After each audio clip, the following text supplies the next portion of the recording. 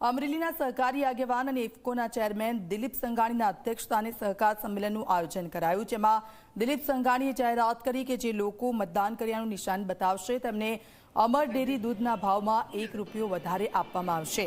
મતદાન જાગૃતિ માટે તેમણે આ જાહેરાત કરી છે। સંમેલનમાં અમર ડેરી સાથે જોડાયેલા લોકો અને અન્ય સહકારી સંસ્થાઓના આગેવાનો અને કાર્યકર્તાઓ હાજર રહ્યા।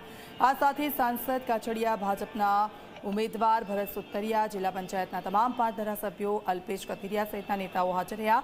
તમામે ભાજપને જંગી બહુમતીથી વિજય બનાવવા માટે લોકોને અપીલ કરી।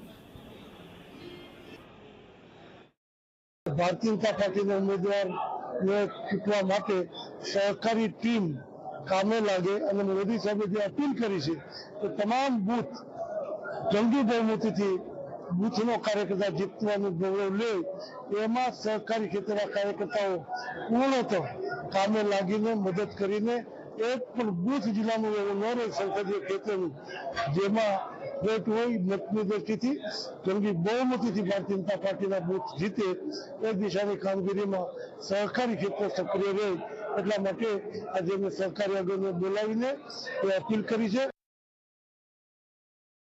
એને ₹1 વધારે આપવાની જાહેરાત કરી છે। રાજ્યમાં કેટલાય વેપારી મંડળોએ, ચેમ્બરે જે મતદાન કરીને આવશે, બતાવશે તો એમને રાહત દરે જે ખરીદશે એ રાહત આપશે એવી જાહેરાતો અનેક થઈ છે। એ પૈકી કોઈ પક્ષને મત આપવાની વાત કર્યા વિના મતદાનને વધારે કરવા માટે પ્રોત્સાહન મળે એટલા માટે અમે જિલ્લા દૂધ સંઘ દ્વારા આ યોજના જાહેર કરી છે।